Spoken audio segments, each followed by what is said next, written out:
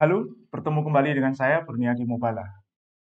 Ini adalah video pertama dari rangkaian video tentang perkenalan pada metode elemen hingga.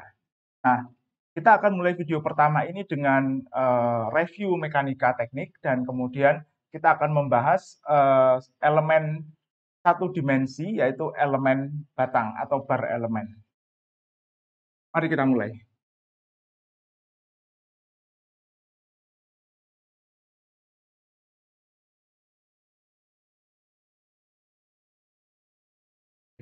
Nah, di dalam mekanika atau metode elemen hingga itu sebenarnya banyak diaplikasikan untuk menyelesaikan permasalahan-permasalahan mekanika, baik mekanika benda padat maupun mekanika fluida.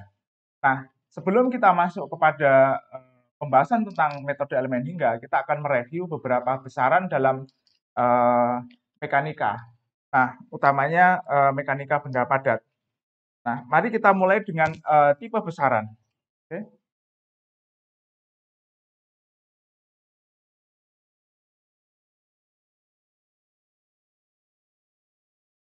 Besaran atau variabel di dalam mekanika terbagi menjadi tiga. Yang pertama dinamakan dengan skalar. Oke. Yang dimana besaran skalar ini dia hanya memiliki nilai. Contohnya adalah seperti temperatur, oke, atau kita simbolkan T, lalu P, tekanan, oke ya, eh, atau kemudian rho, density atau massa jenis, dan seterusnya. Nah, yang kedua, ada besaran yang disebut sebagai vektor. Nah, selain memiliki nilai, besaran vektor ini juga memiliki arah. Oke. Contohnya adalah kecepatan.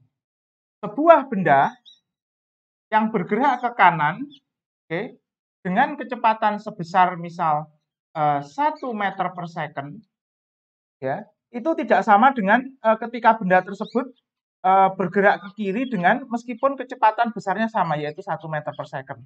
Kenapa? Karena arahnya berbeda. Oke. Selain kecepatan, ada lagi yaitu percepatan. Kemudian di mekanika fluida, kita mengenal namanya gradien tekanan. Ya. Nah, ini adalah besaran vektor. Nah, yang ketiga itu adalah besaran yang sifatnya adalah tensor. Jadi, selain memiliki nilai besarnya, gitu ya, kemudian arah, dia memiliki juga orientasi bidang. Orientasi bidang. Oke.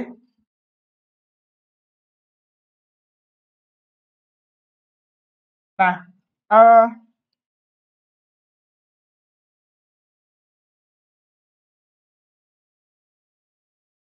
orientasi bidang ini eh, membedakan dia antara ketika dia berbeda biasanya ini ditentukan dari bidang kerjanya. Jadi orientasi bidang ini ditentukan dari bidang kerjanya. Oke. Jadi kalau misalkan saya memiliki sebuah benda seperti, oh ya sebentar, contohnya ya, contoh dari eh, bawah.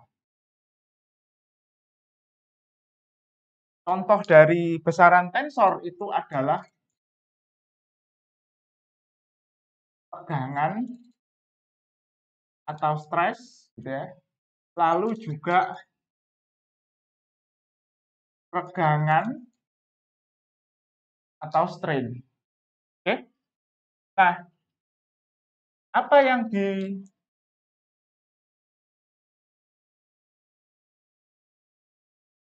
berbeda gitu ya?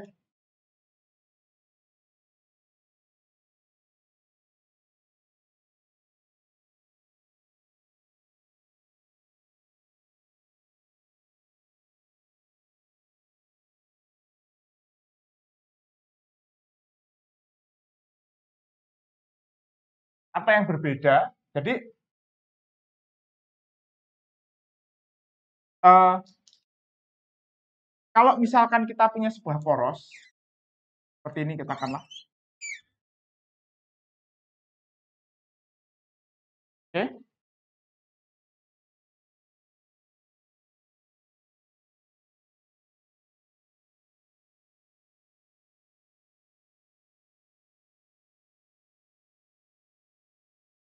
terlihat,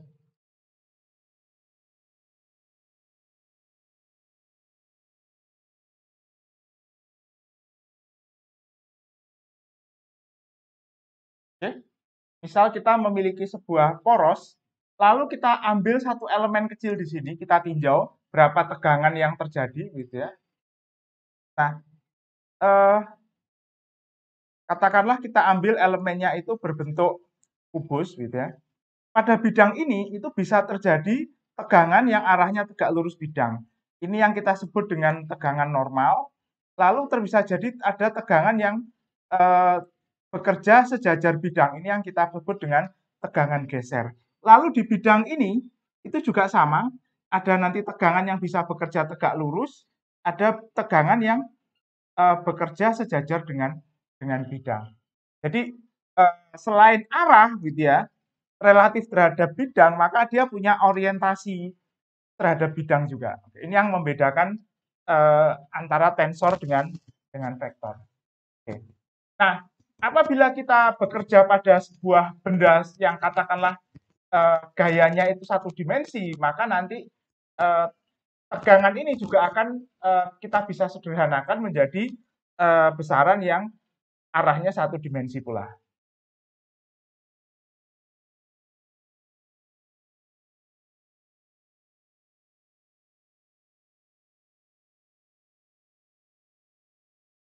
Baik, kita lanjutkan dengan membahas definisi beberapa besaran yang penting di dalam mekanika.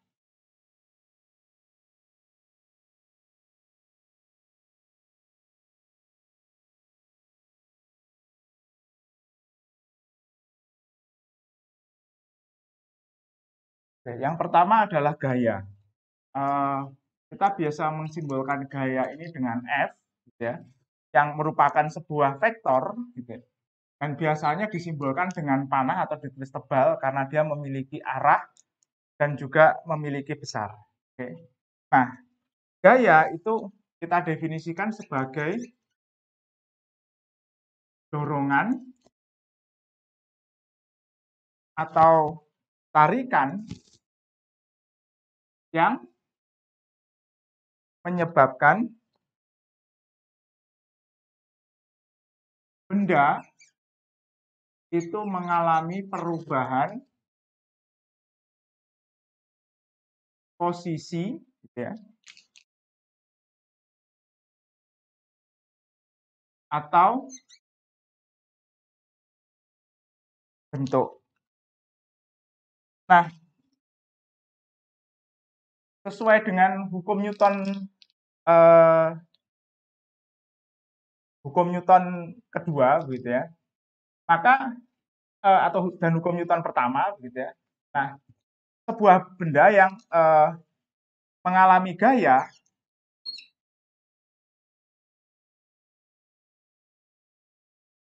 jadi sebuah benda yang mengalami gaya, ketika gaya ini jumlah semua gaya yang bekerja tidak sama dengan nol, maka benda tersebut akan mengalami percepatan sesuai dengan hukum Newton kedua.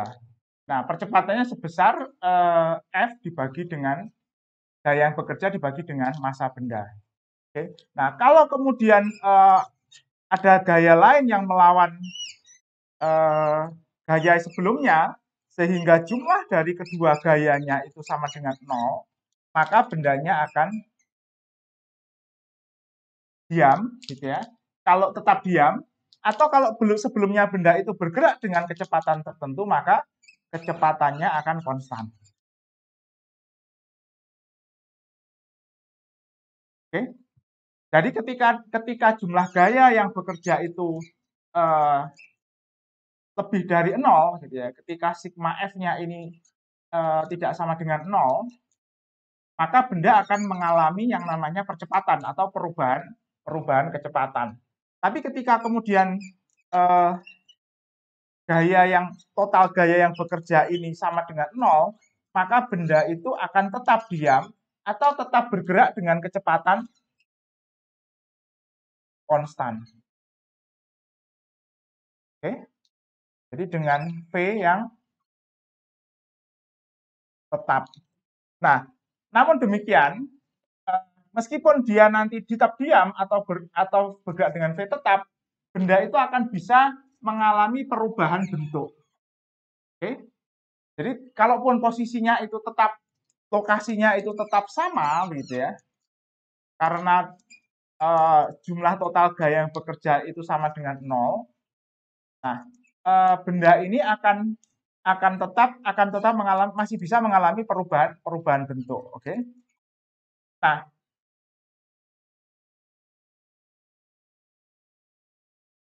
ini menyebabkan kita harus berbicara tentang jenis benda yang ditinjau di dalam ilmu mekanika.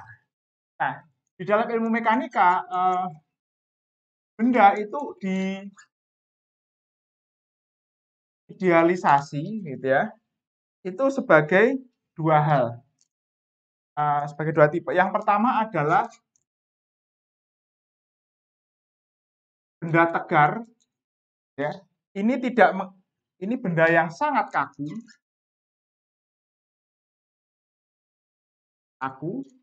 ya. Dia tidak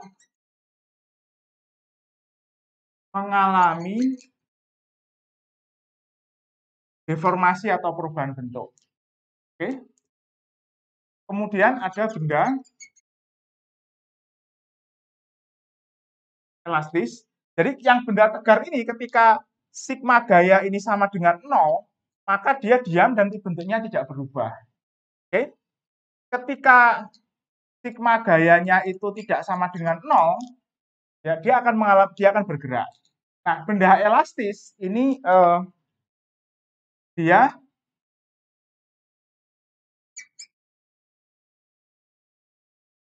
berubah bentuk, gitu ya, ketika terkena gaya. Oke, jadi kalau gayanya ini sama dengan 0, meskipun dia tidak bergerak, benda elastis ini akan mengalami perubahan bentuk. Oke. Nah, perubahan bentuk ini nanti sesuai dengan sifat bendanya, gitu ya. Derajatnya ada yang kecil, ada yang besar, tergantung dari elastisitasnya. Nah, biasanya benda teknik itu kita modelkan sebagai benda elastis, gitu. Nah, elastisitas ini ada batasnya, jadi biasanya kita peroleh batasnya menggunakan uji tarik, begitu ya. Nah, di mana nanti ada batas yield point-nya, di mana deformasinya menjadi plastis, di sini elastis, di sini menjadi plastis, begitu ya. Lalu kemudian pada suatu titik dia akan patah, gitu ya. Ini namanya sigma paling atas ya. Ini namanya sigma ultimate. Gitu. Jadi ini tegangan maksimum yang bisa ditahan oleh benda tersebut. Nah, biasanya kita nanti akan bekerja di wilayah elastis. Gitu. Nah, benda-benda yang plastis, yang dominan plastis, itu nanti biasanya masuk ke kajian reologi atau kajian mekanika fluida. Gitu. Nah, sedangkan kajian mekanika benda padat nanti akan biasanya masuk di wilayah elastis ini, baik elastisitasnya linier maupun non-linier. Nah, di dalam rangkaian video kita, nanti kita akan batasi di wilayah elastis, dan kemudian bendanya statik, artinya total gayanya sama dengan 0. Kalau yang di mana ada ketika fenomena ketika total gayanya tidak sama dengan 0, di mana benda mengalami percepatan, itu nanti akan kita bahas belakangan. Nah, metode elemen hingga yang akan kita gunakan nanti akan kita fokuskan ke menyelesaikan permasalahan-permasalahan equilibrium seperti ini, di mana jumlah gayanya sama dengan 0. Ini biasanya kita sebut permasalahan elastostatik.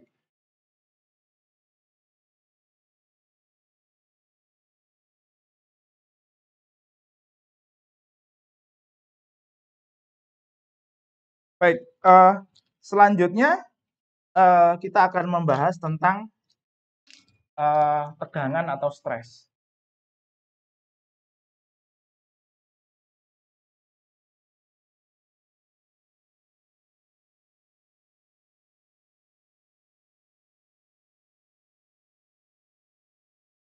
Baik,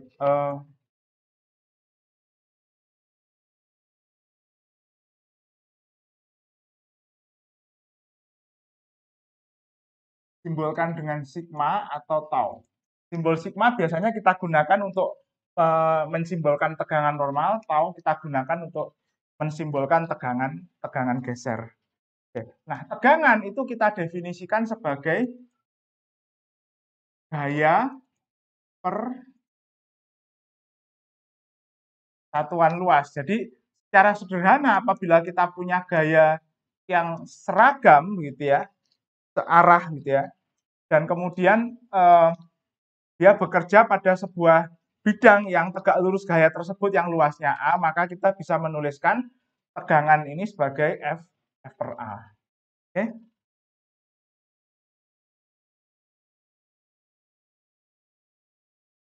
Bagaimana yang saya sampaikan di depan,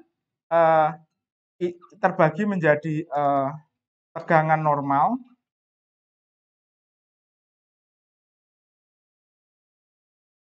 ini dia tegak lurus bidang kerja, dan kemudian tegangan geser ini sejajar bidang kerja.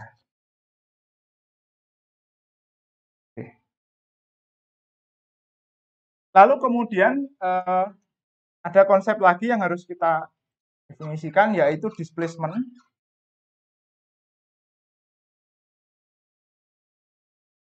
Displacement ini adalah perubahan posisi suatu benda.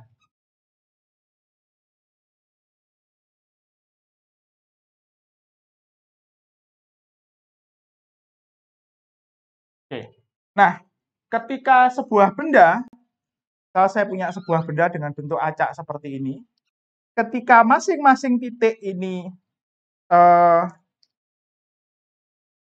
sebuah benda elastis ya, ketika setiap titik di dalam benda itu mengalami perubahan posisi dengan besar yang kurang lebih sama, gitu ya, maka benda ini bentuknya akan tetap. Tapi kalau ada beberapa bagian atau setiap titik ini perubahannya tidak sama, maka dia kemudian bisa mengalami perubahan bentuk, gitu ya. Nah, perubahan bentuk ini kemudian kita sebut sebagai deformasi. Oke.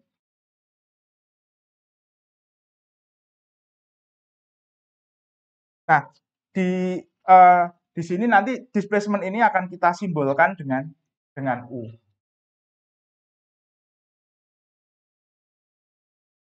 Nah, kemudian selanjutnya adalah regangan. Nah, ini kita simbolkan dengan epsilon. Oke. Ini adalah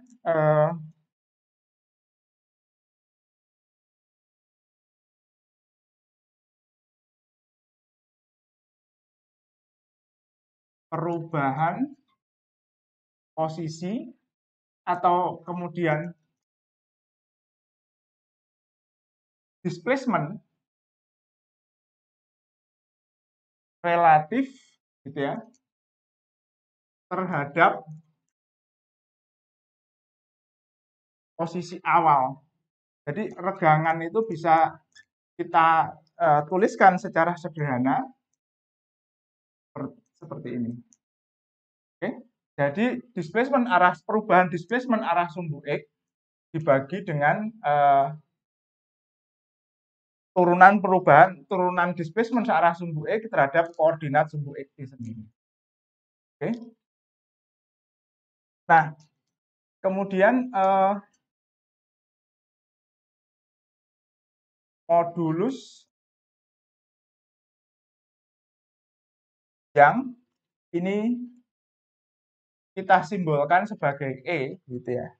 Nah, sebelumnya segini, kalau misalkan kita punya sebuah batang yang panjangnya itu awalnya adalah L, oke ya, lalu kemudian dia mengalami perpanjangan, misal ini L-nya di sini, lalu ini pertambahan panjang sebesar delta L. Nah, kita bisa dekati regangannya sebagai delta L dibagi dengan L. Seperti itu sebenarnya. Oke. Nah, modulus yang lanjutkan, ini adalah ukuran kekakuan suatu benda, suatu benda elastis. Kalau modulus yang-nya itu besar, maka dibutuhkan gaya yang besar untuk menghasilkan regangan yang sama dibandingkan dengan benda yang modulus yang-nya lebih kecil. Nanti hubungan ini dinyatakan dalam hukum Hooke gitu ya. Nah, kita juga bisa definisikan secara sederhana sebagai rasio gitu ya, tegangan dengan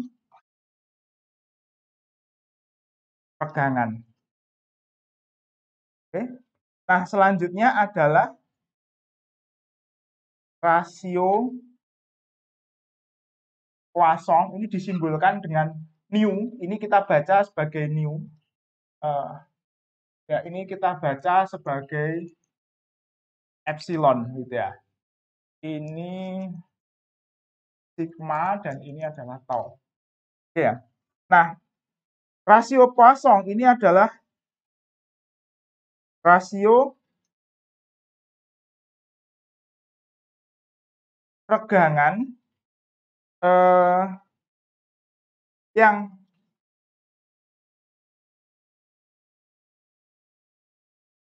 tegak lurus arah gaya terhadap rasio regangan yang sejajar. Jadi kalau misalkan kita punya sebuah batang seperti ini, batang ini ditekan, maka dia akan mengalami deformasi.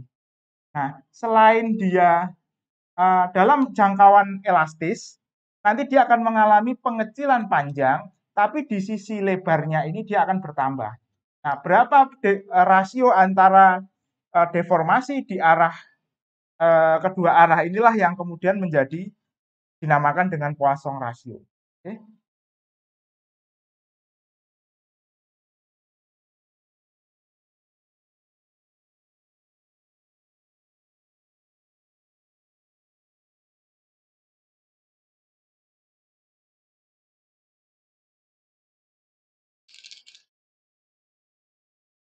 Oke. Nah, selanjutnya kita akan membahas tentang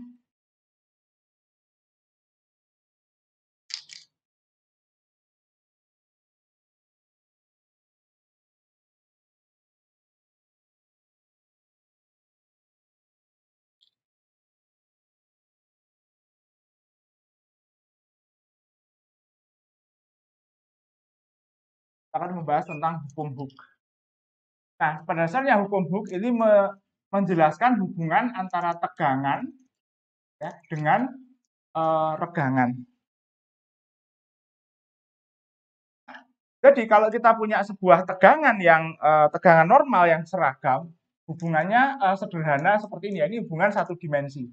Jadi kalau misalkan kita punya sebuah batang gitu ya, yang kemudian ditarik gitu ya di kedua sisi, Maka kalau kita lihat kita potong secara imajiner di tengah, gitu ya, nanti di permukaan ini akan bekerja tegangan yang kurang lebih seragam, gitu ya.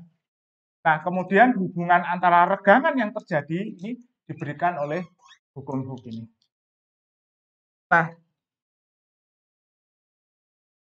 jadi tegangan ini merupakan regangan, gitu ya, kali modulus elastisitas. Nah, kalau kita berbicara kasus sederhana di mana tegangannya seragam dan tegak lurus permukaan, gitu ya.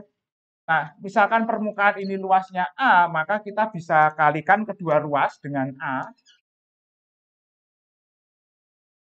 Nah, ini kita kalikan dengan A, ruas permukaan. Ya.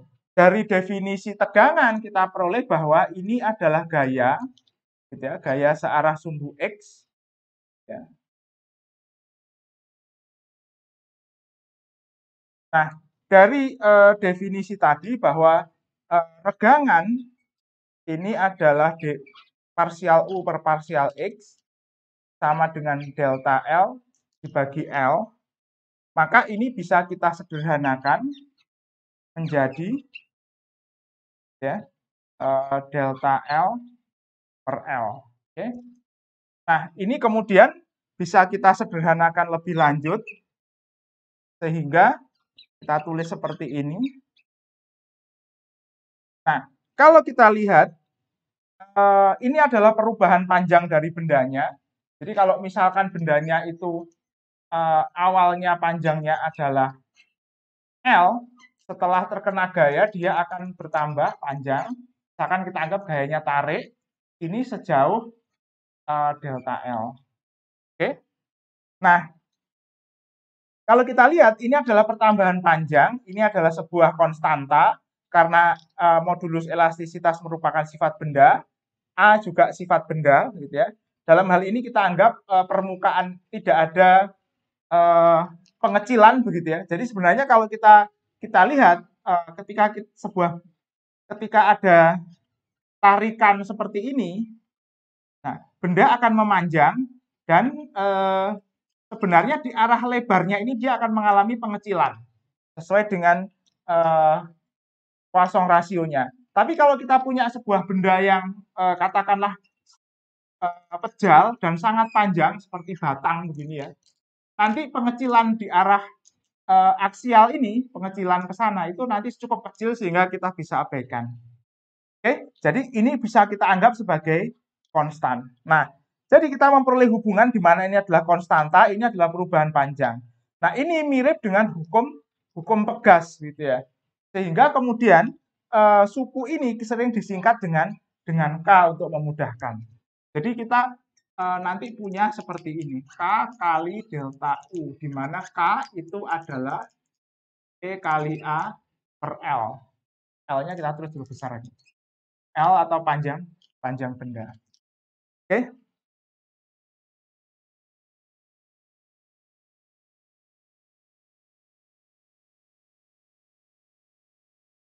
Nah, perubahan, oh ya, sorry ya, saya menggunakan U karena nanti sebenarnya delta L ini kan sama dengan delta U. Jadi kalau kita lihat beda displacement di antara kedua titik nanti sama dengan total perubahan panjang. Oke. Nah, jadi ini adalah hubungan dasar yang kita gunakan di dalam metode elemen hingga satu dimensi.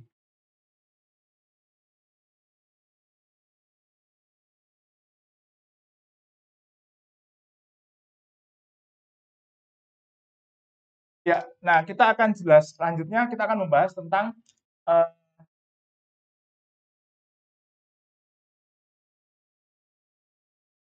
langkah-langkah analisis metode elemen hingga. Oke. Nah,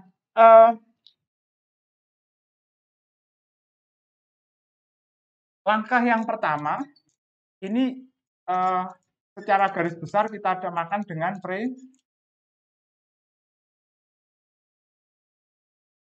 pre-processing.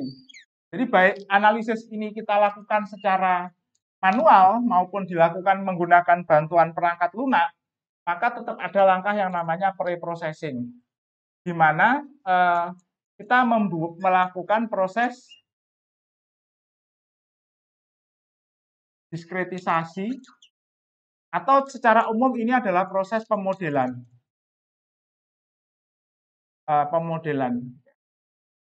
Nah, dalam proses pemodelan ini nanti kita akan memilih elemen. Oke, jadi elemen apa yang akan kita gunakan untuk memodelkan benda yang akan kita analisis. Oke. Lalu kemudian dilakukan proses diskretisasi. Jadi benda tersebut kemudian kita pecah, ya, kita bagi sehingga dia merupakan sebuah sistem yang tersusun dari elemen-elemen. Oke. Lalu kemudian kita susun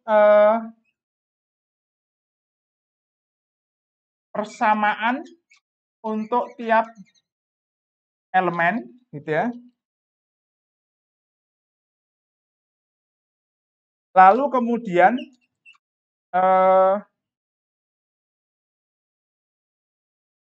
kita rangkai persamaan tiap elemen ini itu menjadi persamaan global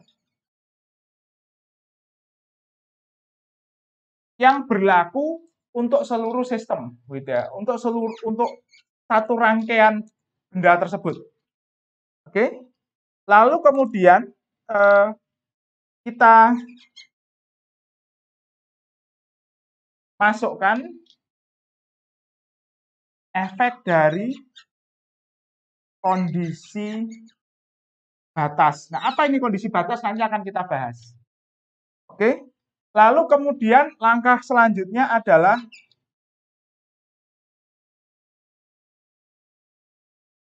solving. Solving ini adalah kita selesaikan persamaan global ini tadi. Nah, jadi ini persamaan global ini kita selesaikan. Nah, yang selanjutnya adalah post processing. Ini adalah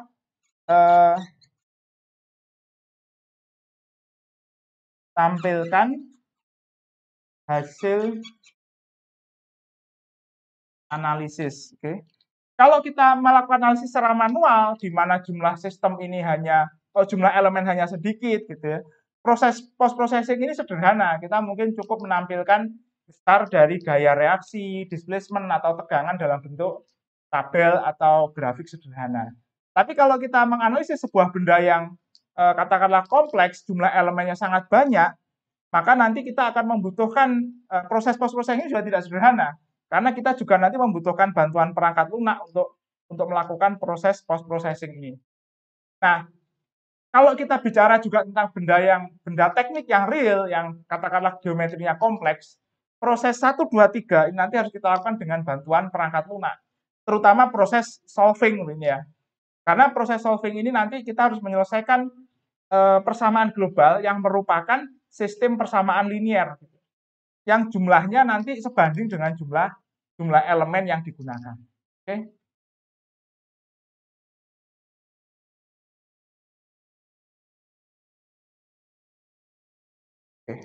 Nah, selanjutnya kita akan tinjau bagaimana elemen satu dimensi ini, bar elemen satu dimensi.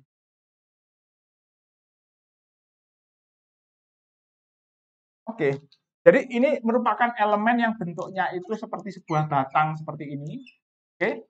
Lalu kemudian gaya yang bekerja itu adalah gaya aksial sejajar dengan sumbu batangnya.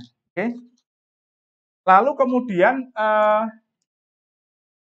proses displacement-nya pun juga sejajar, gitu ya. Dan kita hanya punya satu koordinat, yaitu arah sumbu X, misal ini titik ini kita namai titik 1, maka nanti di sini ada U1, ada F1 gitu ya. Kalau titik ini kita namai 2, nanti di sini ada U2 dan ada F2. Oke. Ini kita namai. Nah, ini ada T2, di sini ada T1. Oke. Jadi gayanya ini nanti antara tarik dan tekan yang sejajar sumbu. Oke.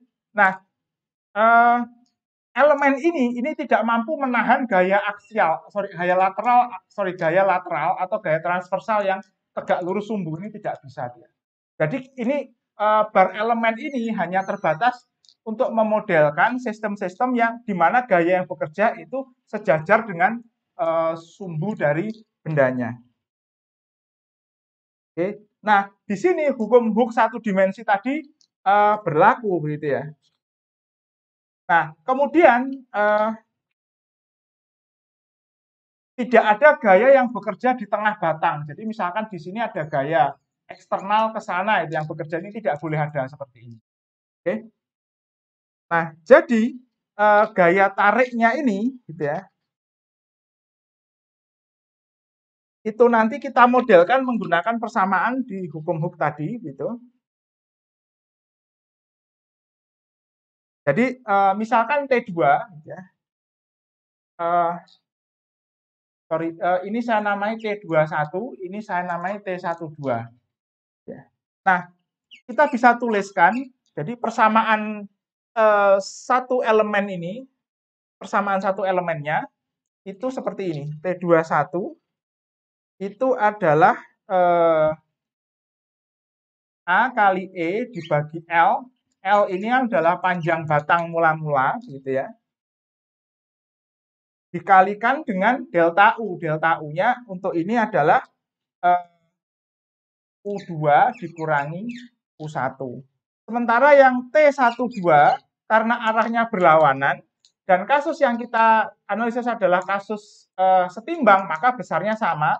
Ini adalah tapi arahnya berbeda. Ini adalah minus dari T21 sehingga ini nanti adalah AE per L U1 dikurangi U2.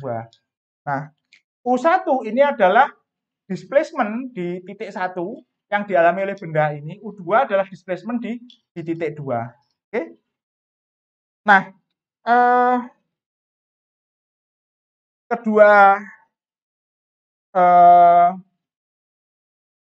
kedua persamaan ini dapat kita tulis dalam bentuk matriks gitu ya. Jadi ini kemudian koefisiennya sama. Jadi karena panjangnya sama, panjang satu elemen ya. Jadi ini nanti saya tulis seperti ini AE per L gitu ya. Lalu di sini saya tulis ini U1 kali U2. Nah, karena ini U1 ini T12 gitu ya. Maka di sini adalah 1 min 1 karena U2-nya minus. Jadi kalau kita kalikan, misalkan nanti U1 kali ini plus, U2 kali ini jadi minus. Jadi nanti kita menghasilkan U1 dikurangi U2. Sedangkan di sini kebalikannya, maka di sini min 1, ini U1 kita tulis di kanan, dan ini adalah 1. Jadi kalau kita kalikan, nanti ini U1-nya minus, dapat ini nanti U2 kita kalikan 1, dapat plus. Nah, di sini nanti ini sama dengan T12, T21. Ini adalah persamaan untuk satu elemen. Persamaan untuk satu elemen. Oke. Nah, oke.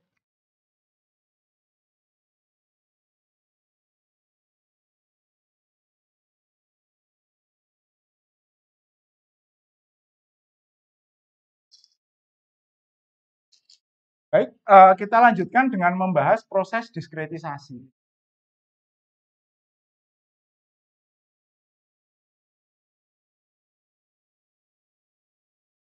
Oke. Nah, misal contoh ya, kita punya sebuah batang seperti ini. Di tengah ada batang yang lebih besar. Lalu kemudian ini ada batang lagi yang lebih kecil, dilanjutkan ke sini, yang katakanlah ini lebih panjang. Nah, lalu di sini katakanlah ada gaya 10 kN ke kanan, lalu kemudian di sini juga ada gaya 10 kN ke kanan, lalu di sini ada gaya ke kiri di titik ini ya. Ini karena jaraknya terlalu pendek, saya tulis di ujungnya. Ini misalkan 35 kN. Oke. Nah, bagaimana kita melakukan diskretisasi dengan elemen batang seperti ini? Jadi kalau kita lihat ini bendanya satu dimensi ya, dia berupa batang gitu ya, meskipun lebarnya tidak sama. Oke. Yang nanti A-nya berbeda gitu ya. Tapi dia kemudian gayanya yang bekerja itu adalah gaya yang sejajar dengan sumbu, sehingga kita bisa diskretisasi benda ini menggunakan elemen satu dimensi. Nah, kalau kita lihat nanti kita modelkan sebagai elemen batang. Jadi di sini kita ambil sebuah titik gitu ya. Lalu di sini titik lagi. Oke. Sejajar ini. Lalu di sini ada titik lagi yang sejajar. Oke, lalu di sini ke sana ini adalah satu titik lagi yang sejajar seperti ini. Oke. Nah, di sini ada gaya 10 kN. Lalu di sini juga ada gaya, saya tulis di bawah, 10 kN. Ya.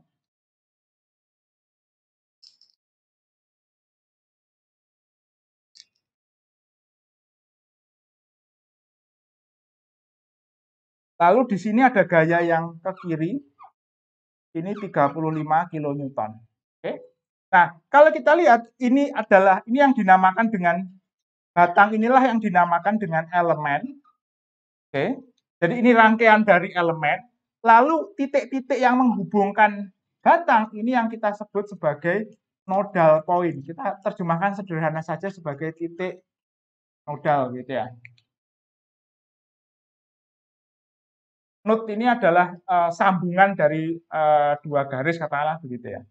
Nah, gaya-gayanya ini jadi kalau kita di sini kita diskretisasi menjadi satu batang, ini satu segmen batang menjadi satu elemen, dan gayanya kita sehingga gayanya ini bekerja pada titik nodal. Jadi ini salah satu prinsip ya, bahwa kita harus mendiskretisasi sedemikian rupa sehingga gaya ini nanti di dalam model elemen hingganya bekerja pada titik nodal. Oke. Jadi kita tidak boleh membuat elemen seperti ini, misalkan titik nodal di tengah sini, lalu ini ke sini, gitu ya. Ini titik nodal lagi, gitu. Di sini. Nah, kenapa? Karena gaya ini nanti bekerja di tengah batang. Ini tidak boleh. Karena nanti titik nodal ini yang kita selesaikan, kita cari gaya dan displacement-nya menggunakan tadi persamaan elemen yang nanti kita susun menjadi persamaan sistem. Jadi ini harus bekerja di titik nodal. Maka pemodelan seperti ini tidak boleh. Oke? Bagaimana kalau kita bagi lagi di tengah seperti ini? Nah, ini nggak apa-apa juga. Kita bagi lagi di tengah tidak apa-apa. Kita bagi lagi di tengah seperti ini tidak apa-apa. Asalkan gaya ini tetap bekerja pada titik nodal. Oke? Tapi apa bedanya? Kalau kita bagi lagi di tengah, jumlah elemennya menjadi lebih banyak. Persamaan yang harus kita selesaikan nanti juga lebih banyak. Perhitungannya memakan biaya yang lebih tinggi. Gitu ya. Nah, tapi biasanya ya semakin banyak elemen yang digunakan hasilnya semakin akurat karena sebenarnya metode elemen hingga ini solusinya solusi pendekatan secara umum seperti itu. Tapi nanti biaya komputasinya jadi jauh lebih besar. Nah, oke. Titik nodal. Nah, kalau kita lihat di sini ini adalah tumpuan. Jadi di sini batangnya ditumpu fix gitu ya mati. Sehingga kalau kita lihat nanti di sini misalkan ini titik 1 ya. U1 ini pasti sama dengan 0. Oke, ini titik 2, katakanlah ini saya hapus dulu ya. Di sini titik 3 dan di sini adalah titik 4. Nah, nanti ini U4-nya itu kita tidak tahu. Karena di sini batangnya itu bebas gitu ya, tidak ditumpu. Nah, nanti kalau misalkan ini juga ditumpu, misal gitu ya, maka nanti di sini U4-nya juga sama dengan 0.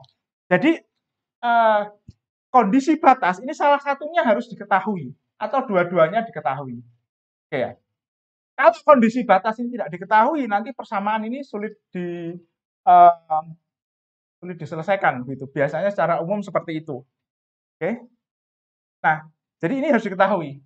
Ini namanya kondisi di ujung dari model kita ini namanya kondisi batas. Salah satu paling tidak harus diketahui kondisinya seperti apa. Oke. Kalau dia tidak fix, biasanya displacement-nya nanti diberikan. Jadi misalkan ini besarnya katakanlah X meter begitu ya. Ketahui biasanya. Tapi kalau satu sudah diketahui, yang satu tidak diketahui biasanya masih bisa kita selesaikan. Oke. Kalau dua-duanya tidak diketahui, ini agak rumit gitu ya. Nah, biasanya tidak bisa diselesaikan gitu. Kalau dua-duanya diketahui, nah ini nanti masih bisa kita selesaikan gitu ya.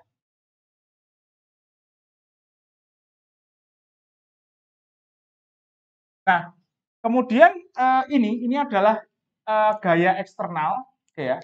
Ini nanti yang akan masuk di ruas kanan dari persamaan sistem yang kita susun.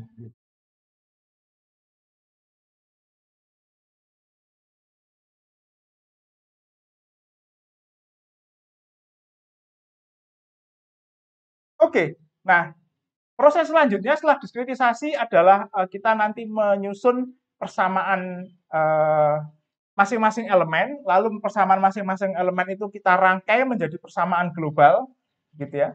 Lalu kemudian persamaan globalnya kita selesaikan. Nah, proses ini lebih baik kalau kita ilustrasikan dalam bentuk contoh soal.